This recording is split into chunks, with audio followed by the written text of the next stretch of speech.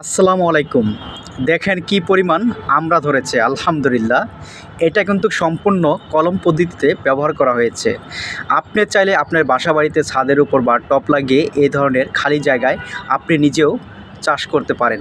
কিভাবে চাষ করবেন সেটাই বলতেছি, ভিডিওটা ধাক্কা না দিয়ে শুনতে থাকুন। দেখেন কি পরিমাণ আমড়া ধরেছে, আলহামদুলিল্লাহ। আপনি চাইলে এরকম কলম পদ্ধতিতে আপনি নিজেদের বাসাবাড়িতে ছাদের উপর টব লাগিয়েও উৎপাদন করতে পারেন। আপনাকে প্রথমে এরকম একটা ড্রাম কেটে নিতে হবে। এরপর দোআঁশ মাটি এবং জৈব সার হালকা বালু মিশ্রিত করে দিতে হবে।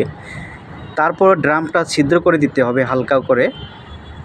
এরপরে আপনি কলম করা গাছটি গেড়ে দিতে হবে। 1 বছর অপেক্ষা করুন, এরপর অধিক পরিমাণ ফল ধরা শুরু করবে ইনশাআল্লাহ।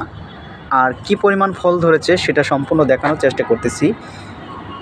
দেখেন, ভিডিওটা অবশ্যই যদি আপনাদেরকে ভালো লাগে অবশ্যই লাইক কমেন্ট করে শেয়ার করে দিবেন।